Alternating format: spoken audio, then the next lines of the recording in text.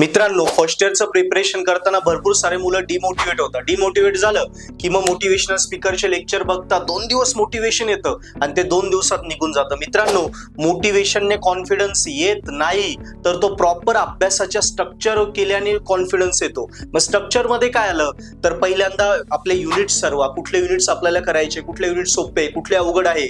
Syllabus मध्ये प्रश्नपत्रिका करा, PYQ करा, IMP क्वेश्चन करा, एकमेकांना शिकवा, जास्तीत जास्त 10-10, 12-12 तास अभ्यास करा, लिहून बघा, वाचलेलं सगळं आठवून बघा, कॅल्सी ट्रिक्स वापरून बघा, सॉल्व पेपर सॉल्व करून बघा. या पद्धतीने एक स्ट्रक्चर वाईज एक टाइम टेबल बनवून अभ्यास करा. म्हणजे करा, वेळ घालवा, 8-8, 10-10 तास त्याच्यात घालवा, रिव्हिजन करा. तेव्हा त्या स्ट्रक्चर वाईज स्टडीने कॉन्फिडन्स येईल. नुसतं मोटिवेशन बिलकुल बघू नका.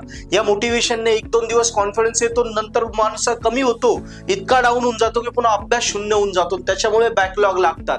त्यामुळे प्रॉपर स्ट्रक्चरने अभ्यास करा. स्ट्रक्चर प्रॉपर नसल होत तर हेल्पलाईन नंबर दिले, आम्हाला कॉन्टॅक्ट करा. आम्ही किंवा आमचे नंबर ऑफ व्हिडिओज आहे युट्यूब, इंस्टाग्रामला, त्यावर स्ट्रक्चर कसा अभ्यास करायचे सगळे टाइम टेबल पूर्ण मोटिवेशन दिले. त्या त्यानुसार अभ्यास करा, पण कॉन्फिडेंटली एका प्लॅनिंगने अभ्यास करा. त्यानेच मोटिवेशन येणार आहे, त्यानेच आपल्याला कॉन्फिडन्स येईल, आपली एक्झाम क्लिअर होईल. हे मोटिवेशनने काही होत नाही, कळालं? सो कॉन्फिडंट राहा, एक प्रॉपर प्लॅनिंगने टाइम टेबल बनवून अभ्यास करा. अडचण आली आम्हाला कॉन्टॅक्ट करा, आम्ही हेल्प करू. यस, पण प्रॉपर अभ्यास करा. इंजिनिअरिंगची एक्झाम सोपी नाहीये. जर बॅकलॉग लागला आपलं करिअर खराब होईल, पुढे प्लेसमेंटला प्रॉब्लेम येतो, कारण एक बॅकलॉग आपलं आयुष्य घालवतो. त्यामुळे सिरियसली पेपर द्या, एकमेकांना मदत करा.